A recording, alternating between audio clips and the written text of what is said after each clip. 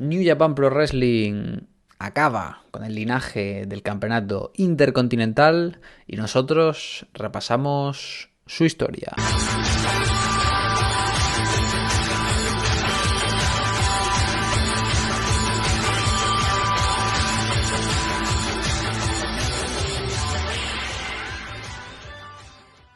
Bienvenidos a una nueva edición de Spanish Uppercut. Aquí estamos una semana más, un nuevo vídeo hablando de esto que tanto nos gusta, que tanto nos apasiona, del wrestling profesional. Como siempre, antes de nada, recordaros que estéis suscribiendo al canal y dándole a la campanita para enteraros de cuando subimos nuevos contenidos, yéndonos en nuestras redes sociales, @UppercutSpanish en Twitter y como no también apoyándonos en esa pestaña de miembros desde solo 0,99 € al mes para acceder a contenido en primicia y en exclusiva cada fin de semana. Rodri, retomamos nuestro formato habitual, nuestro formato de sin imagen, sin nuestras bonitas caras, pero es que hoy lo importante es la voz. Y hoy lo importante es hablar de un campeonato especial durante muchos años, un campeonato con 10 años de historia en New Japan Pro Wrestling, que es esa correa blanca, ese IWGP Intercontinental Champion, que desaparece, ¿no? Tras la unificación que ha decidido hacer New Japan Pro Wrestling con el double belt que tenía pues Kota Ibushi. Decisión polémica, y yo creo que aquí queríamos hacer nuestro pequeño tributo para el que ha sido para mí uno de los cinturones más importantes dentro del negocio en los últimos 10 años y también una de las correas yo creo que también más bonitas a nivel internacional. Un vídeo a poneros el cinturón porque es un vídeo denso, es un vídeo lleno de detalles, lleno de nombres por los cuales pensábamos que iba a ser mejor quizás el que estuvieseis viendo en pantalla cada una de esas capturas que hemos establecido, ¿no? Para intentar llevar un poco más el hilo de la narración, ¿no? Porque es que está el origen, y el origen yo creo que es un origen que la gente no suele conocer, ¿no? Todo el mundo se acuerda de esos dos grandes campeones que son Naito y Nakamura, spoiler de lo que va a ocurrir más adelante, pero hay que remontarse a esa relación que tenía New Japan Pro Wrestling, ni con AEW, ni con Impact Wrestling, ni con Ring of Honor, sino con Jersey All Pro Wrestling, esta empresa que pues Japón, New Japan Pro Wrestling intentó ya empezar a tantear un poco este terreno dentro de los Estados Unidos, una gira de 3 días en los cuales tenía ese gran atractivo en el que había gente destacada, nombres bastante destacados como por ejemplo MVP, un jovencísimo Okada, un joven Naito, un Toruyano o incluso un Yujiro Takahashi que formaban No Limit junto a Naito. Las finales y por tanto el nacimiento, ¿no?, de este nuevo campeonato se daría el 15 de mayo del 2011 y íbamos a conocer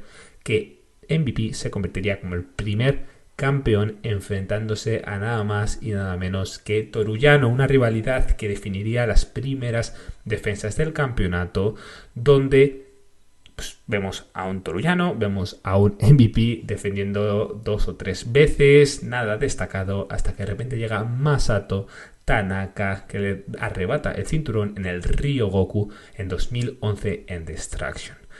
Masato Tanaka iba a tener un reinado bastante corto, pero la verdad es que iba a tener bastantes defensas interesantes, ¿no? Contra Goto, contra MVP y contra Honma, que hasta el momento yo creo que tiene el gran reinado, el gran combate, de ambos reinados de MVP. Si queréis verlo, no lo habéis visto, un Honma fantástico, un Honma que todavía no había llegado quizás a ese punto que traería en 2014, en 2015, ¿no? Pero ya empezamos a ver, pues, estar ahí, ¿no? Ese aspecto underdog en el Korakuen Hall, con el público súper metido. Una cosa que queríamos destacar, ¿no?, es el hecho de que en Wrestle Kingdom 6, ¿vale?, después de este primer año de nacimiento y de establecimiento de este IC title, el título no está defendido en Wrestle Kingdom, ¿vale? No es defendido, es defendido en el Road to ante Honma, pero no es defendido como tal en Wrestle Kingdom. Y por tanto, en The New Beginning, teníamos un nuevo campeón, que sino que Goto, un tío que yo creo que a veces nos olvidamos de que era él, ¿no?, uno de las personas que más tiempo y mejor ha llevado, yo creo que la IC title. Goto por el momento se pensaba, ¿no?, que iba a ser el gran nuevo heavyweight, el gran nuevo campeón, pero al final parece que pone sus vistas en el IC. Tiene defensas contra Yujiro, tiene defensas contra Ishii, una buena defensa contra Ishii, ¿no? Ishii de nuevo también, que iba a subir un poquito después de esa grandiosa actuación en el G1 Climax 23. Este creo que es el primer combate en el cual demuestra de lo que es capaz. Pero lo importante llega aquí, y es que entramos en un nombre. El nombre y el hombre que iba a dar no solamente el prestigio, sino también iba a hacer que el heavyweight temblase. Este es Shinsuke Nakamura. En términos de storyline, yo creo que merece la pena el recordar que Daishi hasta el momento era un título que era considerado de midcard, ¿no? Por debajo del main title, por debajo de esos tags.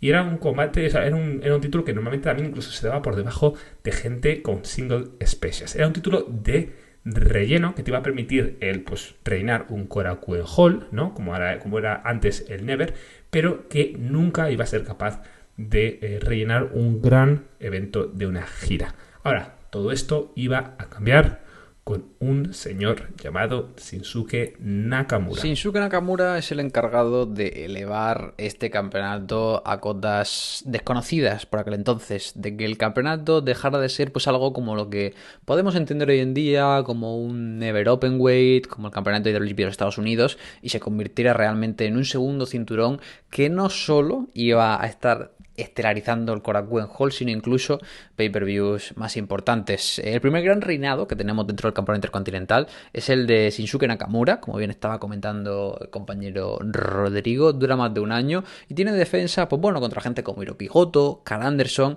en 2012. Recordemos que Karl Anderson pues es un tipo que está llegando este año también a las finales del G1 Climax. Tenemos a un Karl Anderson que es un gallín muy importante y cuyo vídeo repasando pues su carrera en Japón en las independientes os dejaremos aquí abajo por si todavía no lo habéis visto, ¿no? En todos estos meses. Y con este reinado pues tenemos la primera defensa de la historia del cinturón en Wrestle Kingdom, ¿no? Porque el cinturón era algo de tan segundo nivel que ni siquiera se había defendido hasta ahora en el magno evento, en el Tokyo Dome, el 4 de enero, y en este caso Shinsuke Nakamura lo hace contra Sakuraba en un combate altamente recomendable. Entrado este periodo de tiempo post Wrestle Kingdom 7 es cuando pues Rodrigo y yo ya empezamos a familiarizarnos un poquito más con New Japan Pro Wrestling, cuando empezamos a ver lo que pasa y sobre todo un boom mucho más grande de cara al público occidental, y es en este momento en el que el campeonato intercontinental ya es parte importante de la programación de la empresa y sobre todo es considerado algo con cierto prestigio. Tenemos un 2013 en el que Tanahashi y Okada obviamente se llevan todos los main events, se llevan todos los focos con el inicio, ¿no?, de su mágica rivalidad por el campeonato de peso pesado, pero Nakamura está en los co-main events. Nakamura está en segunda línea haciendo muy buen trabajo con el IC contra sobre todo luchadores extranjeros, es decir, hablamos de La Sombra que viene de México, conocido como Andrade, Lance Archer, Davey Boy Smith Jr., que tiene una de sus mejores performances, ¿no?, hasta ahora de su carrera contra Nakamura, y un Shelton Benjamin. Este primer reinado de Nakamura, eso sí, acabaría contra uno de estos nombres. En este caso, el ganador del cinturón sería La Sombra, que la verdad pues tiene un reinado que no destaca mucho, tiene un reinado nada destacado, defiende la correa contra Volador Jr. en México y finalmente regresa a Japón para perder contra Nakamura. Este clásico reinado corto que suele hacer mucho en New Japan Pro Wrestling cuando quiere experimentar cosas, o en este caso para darle una exposición internacional a un campeonato que ahora sí no pasaba a ser intercontinental y no se defendía únicamente en Estados Unidos, como cuando ganó MVP, y en Japón durante el reinado de este Shinsuke Nakamura.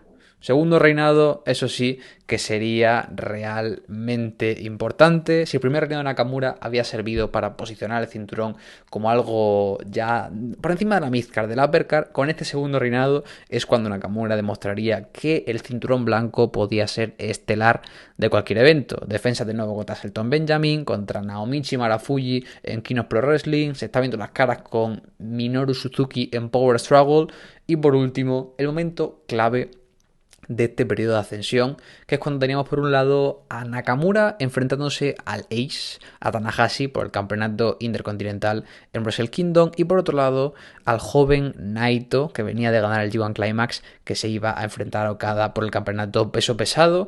La incertidumbre era tal que New Japan Pro Wrestling hizo esta infame, ¿no?, encuesta para ver qué combate quería ver el público de estelar, y la lucha que cerró el Tokyo Dome por primera vez en la historia no fue la del campeonato máximo, sino que fue la del campeonato intercontinental entre Hiroshi Tanahashi y este Shinsuke Nakamura, que elevó muchísimo el prestigio del campeonato intercontinental.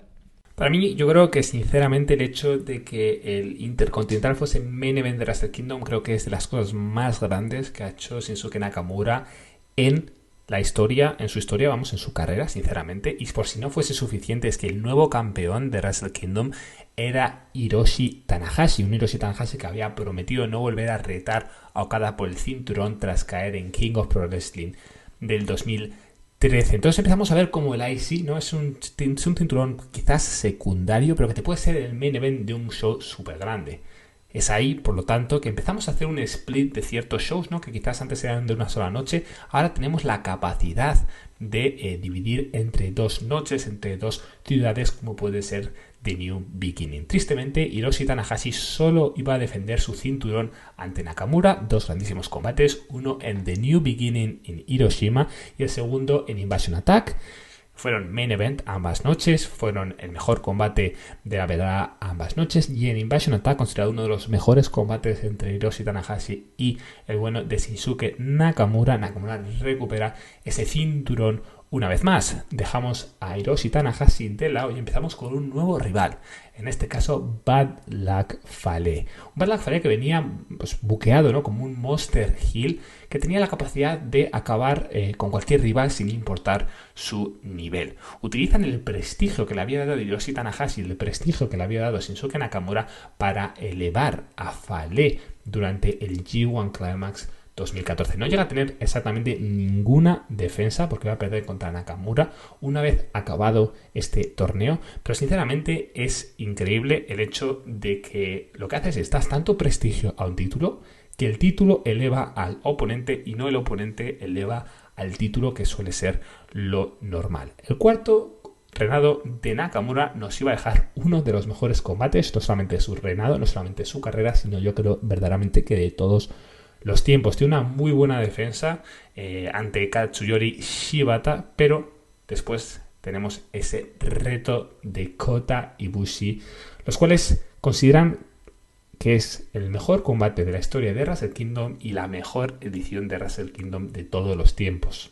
Wrestle Kingdom 9 tendría un Ibushi contra Nakamura de co-main event y un Okada contra Tanahashi de main event. Entonces entramos en 2015. La primera parte de 2015 vamos a tener otro feudo, en este caso contra Goto, que iba a recuperar el cinturón para después perderlo contra Nakamura, que pondría su quinto y último reinado con el Intercontinental.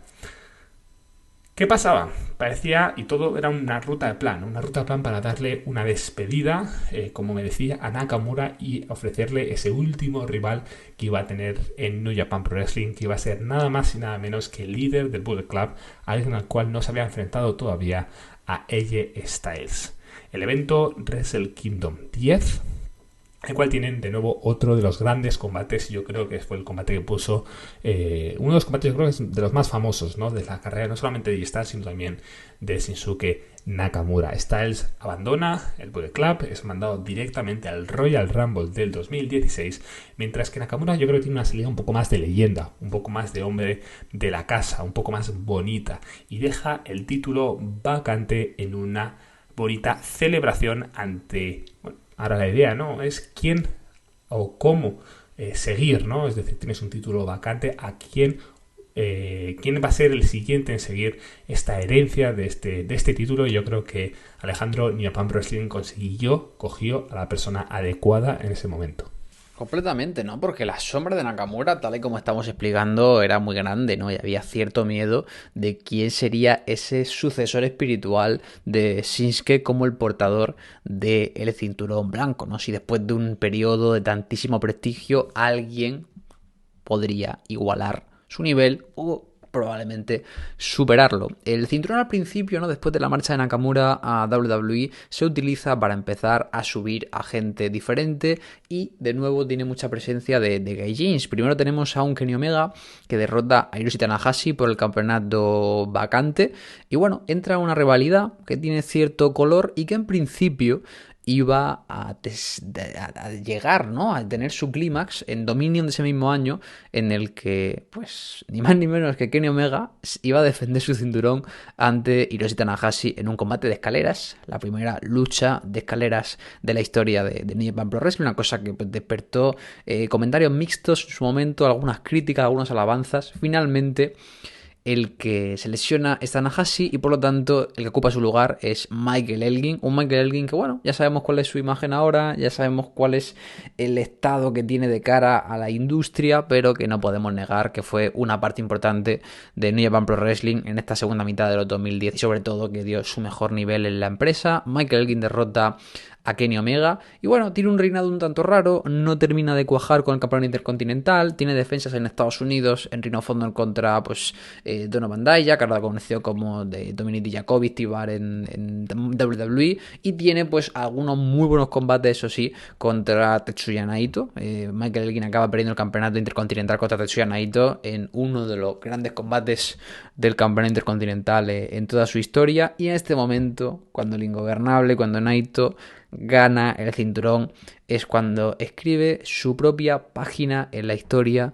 de este cinturón y sobre todo donde el cinturón vuelve a recuperar ese prestigio que algún día le dio Nakamura con sus múltiples reinados. Un primer run el que tiene Naito con el campeonato que está interesante, es decir, viene de perder el campeonato de los pesos pesados, un campeonato que gana y pierde muy rápido, y bueno, sí, gana en el Intercontinental, pero trata pues con un desprestigio, con un rechazo, con un odio tremendo a este cinturón blanco. Lo que quería Naito era el campeonato mundial y esto lo considera un premio de consolación. Y tenemos estas ya legendarias imágenes de Naito lanzando el cinturón por los aires, rompiendo sus placas contra el poste del ring, pisoteándolo, llegando al punto de que rompió literal el cinturón y tuvieron que volver a pegárselo a la correa. Pero es una actitud que pegaba mucho con este ingobernable que acabaría estelarizando Wrestle Kingdom, ¿no? El bueno de Tetsuya Naito tiene un feudo con Tanahashi que funciona realmente bien, creo que es de los mejores feudos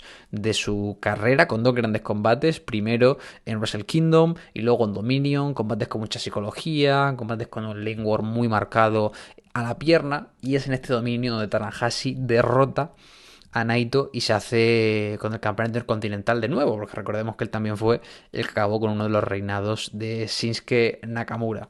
El caso de Tanahashi, bueno, tiene un buen reinado, no siempre es un sello de confianza darle un cinturón a Tanahashi, como estamos viendo hoy en día con el campeonato Never, ¿no? Es un tío que te va a dar un gran combate y sobre todo va a hacer que se sienta importante la defensa del cinturón, y tiene combates, pues bueno, contra Zack Sabre Jr., que estaba subiendo bastante, con el que luego tendría una rivalidad por el campeonato de Red Pro, tiene un gran combate con Kota Ibushi, e incluso pues le hace un poquito de gatekeeper, ¿no?, a un Jay White que llega de excursión y que su primera prueba de fuego es en Wrestle Kingdom 12 ante obviamente el propio Hiroshi Tanahashi.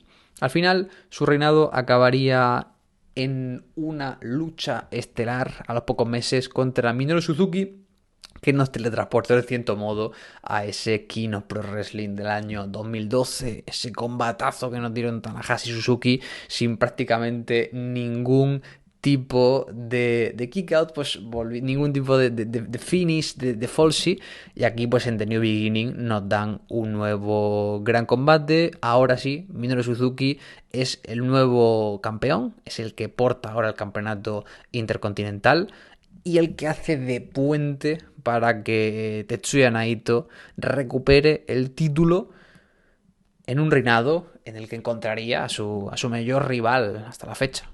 Y es que en 2018 tenemos la llegada de Chris Jericho al New Japan Pro Wrestling. Pierde contra Omega en ese famoso combate en Wrestle Kingdom, y al día siguiente aparece en The New Year Dash para retar a Tetsuya Naito. Y es que Chris Jericho, durante este par de años que pasa en la empresa nipona, deciden que se enfrentará a todos los grandes nombres de New Japan Pro Wrestling. El primero, de nuevo, Tetsuya Naito en Dominion por el Intercontinental. El combate, a mi parecer, nada destacado.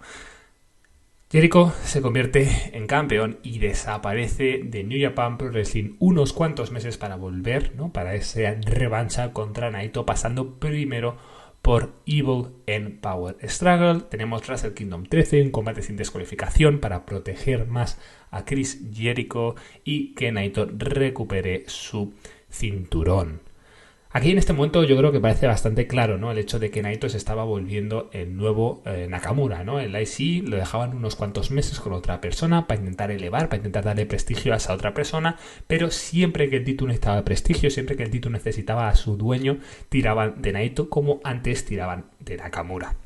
En 2019 tenemos esa famosa rivalidad entre Naito y Kota Ibushi. Kota Ibushi se lleva el cinturón en el G1 Supercard, combate y evento que estuvo Alejandro en el pabellón viendo. Kota Ibushi defiende ante Zack Sabre Jr., pero eventualmente lo pierde en Dominion ante Naito de nuevo. Es decir, un Kota Ibushi venía de firmar un contrato, te dan, te cogen, tienes ese IC title, ¿no? La primera vez que tienes un gran cinturón, pero siempre vuelves a Naito. Naito, quinto reinado, es decir, el quinto reinado lo que hacía era empatar con Shinsuke Nakamura, pero es bastante cortito y acaba con un Jay White que consigue robarle el cinturón en Destruction. Y con esto yo creo que llegamos al último, ¿no? Gran capítulo de este monográfico, ya que tenemos 4 aspirantes a títulos en Wrestle Kingdom del año pasado. Tenemos a Jay White, tenemos a Okada, tenemos a Naito y tenemos a Ibushi que se ponen de acuerdo en Power Struggle para hacer un mini torneo en Wrestle Kingdom 14 para coronar al primer doble campeón de New Japan Pro Wrestling en un combate y en un torneo en el cual Naito cerraba su círculo narrativo del cual hemos hablado aquí, ¿no? Como Naito no había sido capaz de ser main event de Wrestle Kingdom por encima o por debajo, en este caso, del IC, para después perder contra Okada y en este caso, vencer a Okada en el main event de Wrestle Kingdom, superando a Shinsuke Nakamura como el campeón más laureado de la historia del cinturón. A partir de aquí el campeonato intercontinental pues deja, ¿no?, de ser un campeonato importante de forma individual y se convierte en un accesorio, ¿no?, del campeonato peso pesado, ya que entramos en esta época de doble campeón de Tetsuya Naito. Teníamos dudas, se defenderán los cinturones por separado, se defenderán juntos, finalmente sí que se defenderían unidos. Y entraríamos pues en un reinado un tanto decepcionante como doble campeón de Naito, no por su culpa, sino porque llegó un buen amigo nuestro llamado Coronavirus, y es que después de una buena defensa con mucho trabajo de personaje de Tetsuya Naito ante Kenta en The New Beginning en Osaka, pues tenemos ese fatídico año 2020, todo se paraliza, se celebra la New Japan Cup, solo esa puerta cerrada, y Evil, que después de ganar la New Japan Cup y hacer el Turn Heel, unirse a Bullet Club, es el que derrota a Naito, el que gana el campeonato peso pesado y a su vez el campeonato intercontinental. Evil no tiene mucha cosa, lo hemos comentado mucho en los vídeos del canal, es un experimento, quieren subirlo un poquito en la posición en la card y que el público le vea como una persona importante dentro de la empresa, una pequeña defensa contra Hiromu Takahashi y de nuevo pierde el cinturón contra Naito en ese Summer Struggle in Jingu. Naito volvería a enfrentarse a Evil en Power Struggle. En definitiva, un mal año para el cinturón. La gente se olvida del Intercontinental, solo tiene prestigio el campeonato mundial, pero también podemos decir que el campeonato peso pesado de WGP pues no pasó su mejor temporada en este de nuevo atípico 2020 lleno de pruebas y cosas nuevas para New Japan Pro Wrestling. En 2021 el escenario es bastante similar, tenemos un Wrestle Kingdom de 2 noches en el que Naito tiene que defender sus campeonatos, primero contra Kota Ibushi, y si conseguía pues salir con el campeonato se verían las caras contra Jay White, el día 5, tiene un buen combate con Ibushi, quizá no tiene esa magia de las grandes noches, pues porque recordemos que el público ahora en Japón pues solo puede aplaudir y no puede vitorear. Kota Ibushi gana el campeonato peso pesado, gana el campeonato intercontinental y se convierte en el último campeón intercontinental hasta la fecha, defiende los cinturones ante Jay White la noche siguiente y tiene algunas defensas más, defiende contra Sanada, defiende el intercontinental solo contra Naito, en la que será la última defensa única del campeón intercontinental, y finalmente tiene su último combate con estos 2 cinturones contra el Desperado en el aniversario de New Japan Pro Wrestling. Después de esto, pues la historia es conocida por todos. New Japan Pro Wrestling dice que va a unificar ambos cinturones y que se creará el campeonato mundial IWGP, acabando con el linaje del campeonato peso pesado y sobre todo del campeonato intercontinental, el cual acabamos de repasar. Dejadnos aquí abajo en comentarios qué os parece esta historia del campeonato intercontinental, cuándo llegasteis, cuándo empezasteis a ver la empresa, quiénes son los nombres que se os vienen a la cabeza, ¿no? Cuando pensáis en este cinturón blanco, lo visteis como algo prestigioso, lo visteis como algo del midcard, cuáles son las grandes luchas, los grandes momentos que tenéis recordados y sobre todo cuál es el luchador que se os viene a la cabeza cuando escucháis campeonato intercontinental IWGP de New Japan Pro Wrestling. Si os gustó, también dejadnos ese like, esa suscripción, esa campanita para enteraros de cuando subimos nuevo contenido. Y como siempre decimos, esperamos que os haya gustado, pero sobre todo esperamos veros muy, muy pronto. Adiós.